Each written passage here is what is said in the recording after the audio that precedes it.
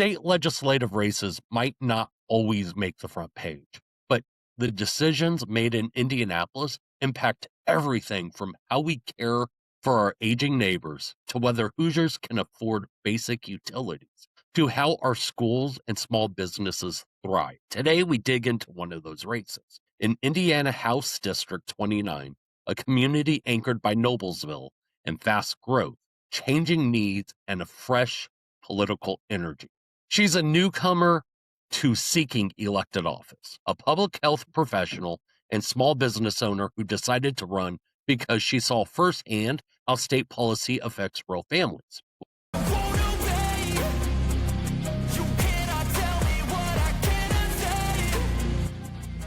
Welcome back to the show. Today we're joined by Kuma Kebe, who's running for state representative in Indiana's 29th district, a seat that includes Noblesville and nearby communities. Kuma is a public health professional and a healthcare consultant who has spent years working with families, caregivers, and business across the state.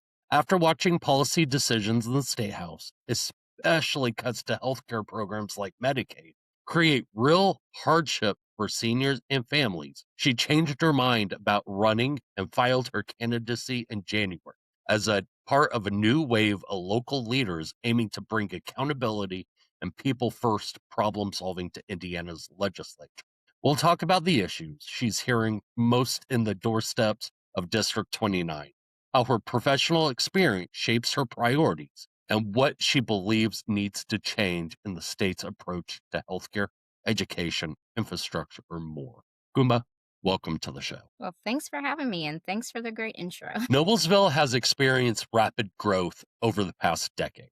What infrastructure investments do you believe are the most urgent right now to keep up with that growth without sacrificing quality of life? Yeah, so I think that personally, as a constituent, our local government in Noblesville has done a pretty decent job of balancing, development while also preserving our charm, our Noblesville charm, which is something that I don't think happens by accident because the people who live here are making local decisions.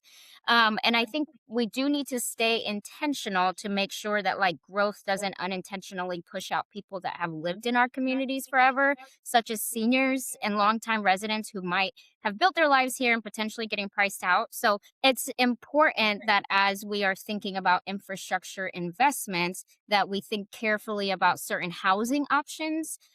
We think about property tax pressures, and we think about community support and just like physical infrastructure investments, like water lines and things like that, in order to ensure that we don't drive costs up as we develop. Housing affordability is becoming a real concern in Hamilton County, including Noblesville. Mhm. What role should the state play in expanding affordable housing while still respecting local planning and zoning decisions? So this is an interesting one because it kind of plays off of my original answer. I believe that at the state level, the responsibility is to remove barriers, but like try to create incentives that help communities expand different housing options. But we still have to respect local planning and local zoning decisions.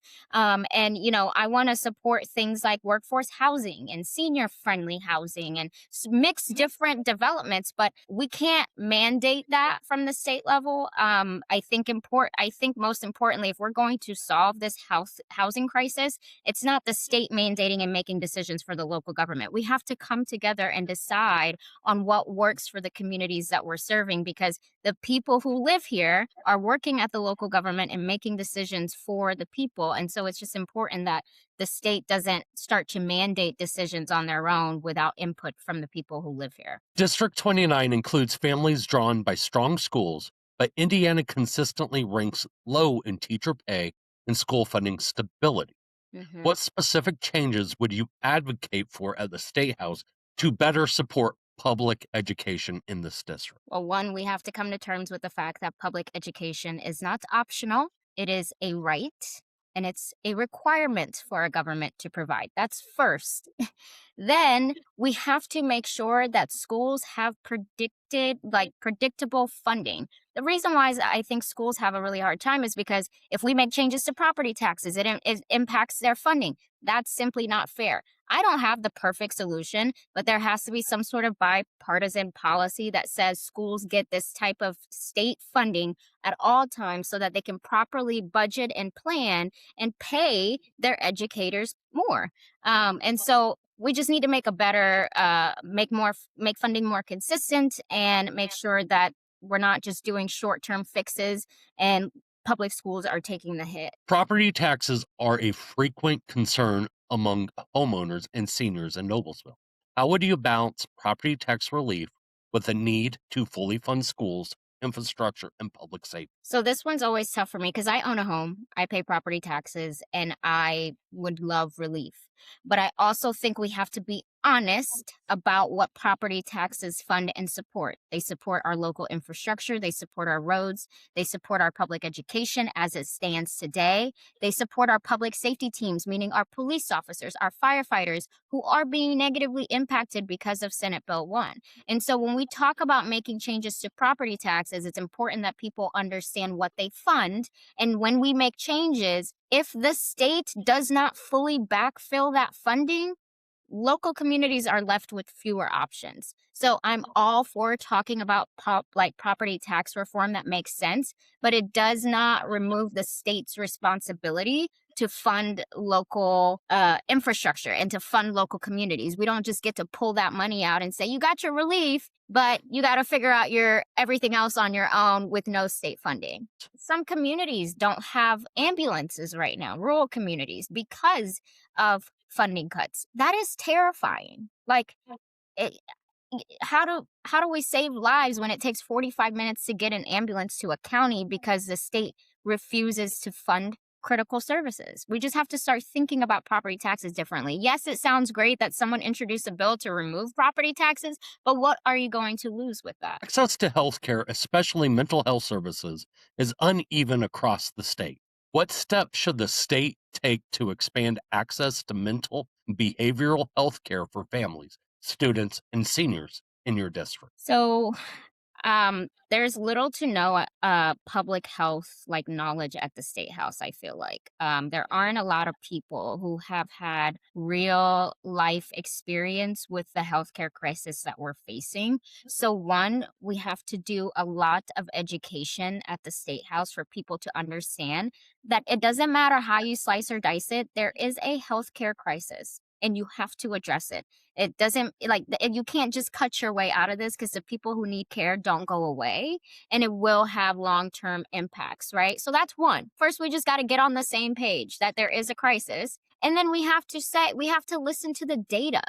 I mean, what hurts about this from a public health perspective is none of this is shocking. We've seen this data forever, but unfortunately, our representatives and our senators have decided to turn a blind eye to data and to turn a blind eye to evidence backed policies and just cut, cut, cut. So we just have to start having these honest conversations about that. Like, there is no additional financial savings to make when the growth and the need of healthcare services are there. There's nothing you can do about that. We just have to figure out where do we get the funds to support the healthcare needs of the people. Many residents of Noblesville commute for work, while others rely on small businesses and local employers. How do you see the state supporting both workforce development and small business growth in this district? Again, this goes back to local partnership. You can't just start investing and opening these massive private equity interests like companies, right? And just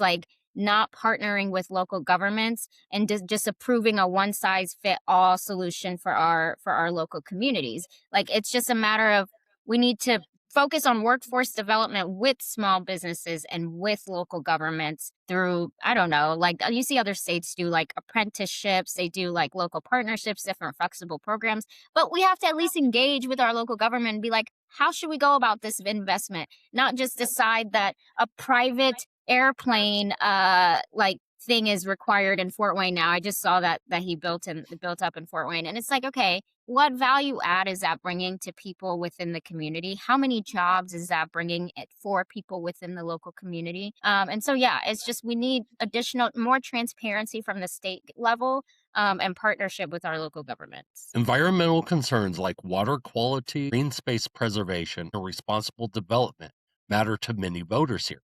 What policies would you support to ensure growth in District 29 is sustainable and environmentally responsible? The first thing I think about is data centers. Like, data centers bring little to no value to our local communities, so we can't even let them consider thinking about expanding data centers even further. Not only do they not bring jobs, they are detrimental to our environment, detrimental to our health. And there's this bubble. We may not even need these data centers that they are building. Who knows, like in a couple years as AI evolves. So that's number one. And let me be clear, I embrace technology, but we have to slow down and think about how do we coexist with the growth of technology. And by not doing any research and just letting them pop these things up in our communities is not the best approach for our environment. They suck up our water and they boost up our energy bills, and we end up paying the costs on all fronts, not just money, but health and environmentally.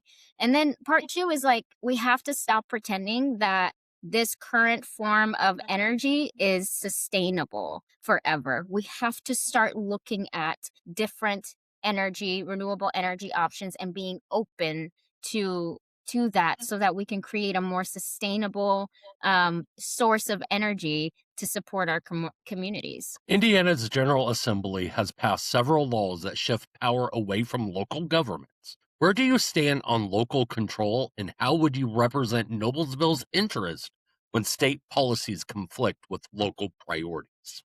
Well, I'm going to take a step back and answer from a constituent perspective. I live in Noblesville, and I'm pretty happy with where I live. I think we have great public safety teams. Hamilton County is one of the safest counties in the country, and definitely one of the safest in Indiana. And that's not by accident. That is because we have local leaders who live here, who have lived here, who are talking to constituents, who are in the community, and who are doing everything they can to balance development while also preserving the things that we love in Noblesville. So if it ain't broken, why are we fixing it? Why are we inserting our little dirty fingers into it and trying to make changes? Partner and stay out of decisions that are supposed to be local. And like, maybe we can talk down the road about government efficiency and how it's set up, but right now, this is just not a top priority, in my opinion. As a Democratic candidate in a competitive district, how do you plan to build coalitions and represent constituents who may not share all of your political views? Yes. So I think one, it's important to acknowledge that as a constituent, you're never going to agree with your representative 100%. You're never, and then as a representative, you're never going to see eye to eye as with your constituents at all times. But the way that I intend to approach leadership is through transparency and conversation, because I think everything can be solved by people just sitting down and having an exchange of information in a way that is consumable. And I think that that is what's missing in our government leadership. People do not know, people who are in positions of power do not know how to sit down with their constituents and explain things in a manner that makes sense to them, right? And to me, that's how I plan to do it. I have no problem sitting across from someone who may not have voted for me, who may not have liked me, but saying, I represent you too, right? Like, I am supposed to hear you out. And honestly, from the other side of it, I was a constituent who reached out to my representative who was ignored, even though I felt so strongly and convicted about the challenges we were facing. And that is something I don't ever want someone to experience that is a constituent of mine. And so it's important that we have honest conversation and that you know that I'm going to speak the truth, even if it means us getting a little uncomfortable so that we can move forward and see and have a little bit more respect for each other and try to get to a point where we can meet in the middle. So it's not a scary thing to sit across from someone that you don't agree with. And maybe even sometimes they might not like me, and that's okay. But I'm still going to be there and stand in front of you because I'm representing you. That's my job. Finally, for voters in Noblesville and across the district who may be undecided or disengaged, what would you say is at stake in this race? And why should they trust you to represent them at the State House? If I'm being totally honest, I think at this point, we have to decide how are we going to show up as a people when it comes to humanity and just like human rights and dignity. I am someone who I can't turn off my moral compass when I am working, when I'm making a decision. And I believe that they say every election is important, but this one is important in a different way. This one is not just about, I like this candidate. This is about who are we as a people and what type of example do we want to set for each other and for the rest of the world on what's right, what's wrong. And that's why this election is so deep for me and why it was worth me giving up and sacrificing part of my life and being extremely vulnerable in this way, because I think it goes deeper than policy. It transcends all of these issues that we have been fighting and arguing about. It's just basically, are we good people? And I know that we are. And moving forward, we want to work better together to create a safer environment for one another, and to support each other. And that's not a bad thing. Compassion is strength. And being a like leader that sees things clearly from a morality perspective is not a bad thing, no matter how much people are trying to convince us of the other of otherwise, you know? So that's my hope for this election, that we show that like we do not tolerate this type of behavior towards people in our communities. Not here, not anywhere. And one really quick follow up. What sets you different than Miss Wellington, who is your primary opponent? Yeah.